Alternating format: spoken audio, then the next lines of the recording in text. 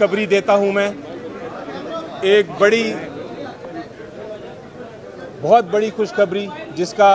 पूरी कौम इंतज़ार कर रही थी। आज अदालत उज़्मा सुप्रीम कोर्ट ऑफ पाकिस्तान ने जो पंजाब के इलेक्शन का केस था उसमें फ़ैसला सुना दिया है और बड़ा वाज़े, क्लियर, तारीखी, आईनी फ़ैसला है। सबसे पहले तो कौम को मुबारक हो कि एक आईनी मसला हल हुआ है और आइन की बालादस्ती दोबारा से आज साबित हो गई है। अदालत ने सबसे पहले तो ये कहा है कि जो इलेक्शन कमीशन ऑफ पाकिस्तान का फ़ैसला है जिसमें 30 अप्रैल से इलेक्शन की डेट को शिफ्ट करके अक्टूबर में ले जाया गया था, वो गैर आइनी और गैर कानूनी है और उसको कलअदम करार दे दिया है। उसके साथ साथ अदालत उज़्मा ने, सुप्रीम कोर्ट ऑफ पाकिस्तान की 3 मेंबर बेंच ने ये कहा है कि जितने भी केयर टेकर गवर्नमेंट के ऑफिशियल्स हैं, केयर टेकर गवर्नमेंट समेत फेडरल हुकूमत के ऑफिशियल्स हैं, हुकूमत के जो ओहदेदार हैं उनके समेत सब पे पाबंदी है। उनकी जिम्मेदारी है कि वो इलेक्शन कमीशन ऑफ पाकिस्तान का इस इलेक्शन में भरपूर मदद करें। और उस सिलसिले में अदालत ने ये कहा है कि जो पैसे चाहिए 20 बिलियन या 21 बिलियन रुपीस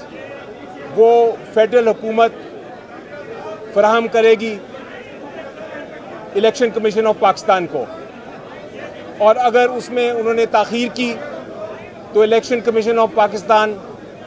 अदालत के पास वापस जाएगी और अदालत फिर जिसने भी नाफरमानी की हुक्म की उसके ख़िलाफ़ कार्रवाई करेगी। इसी तरह केयर टेकर हुकूमत, provincial government, IG police Punjab, उनको भी हुक्म फरमाया है और फेडरल गवर्नमेंट को भी हुक्म फरमाया है कि जहाँ जहाँ सिक्योरिटी के लिए लोग चाहिए, चाहे वो पुलिस के हों, चाहे आर्म्ड फोर्सेस के हों, चाहे रेंजर्स के हों, चाहे वो कोई और लोग हायर करने पड़ें, सिक्योरिटी के लिए इलेक्शन कमीशन ऑफ पाकिस्तान को एक ख़ास डेट के अंदर सारी जो फैसिलिटी है फराहम की जाए। अदालत ने यह भी कहा है कि चूँकि 13 दिन की ताख़ीर हो गई थी इस गैर कानूनी, गैर आइनी इलेक्शन कमीशन ऑफ पाकिस्तान के ऑर्डर की वजह से, चूँकि 13 दिन की ताख़ीर हो गई थी, इसलिए जो इलेक्शन प्रोग्राम जहाँ रुका था उधर से ही शुरू होगा और इलेक्शन 13 दिन के बाद होंगे, यानी कि बजाय 30 अप्रैल के वो 14 मई को इलेक्शन होल्ड होगा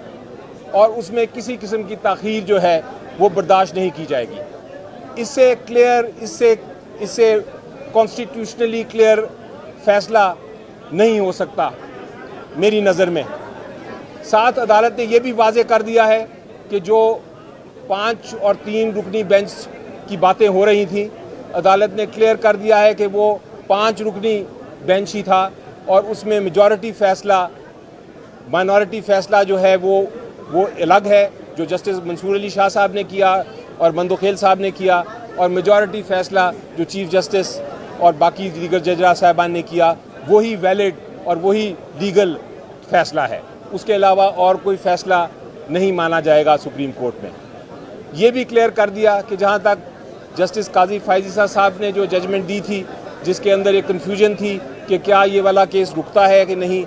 इस कोर्ट ने ये भी फ़ैसला कर दिया है कि उस जजमेंट का, उस फैसले का इस फैसले पे या इस केस के कार्रवाई पे कोई असर नहीं।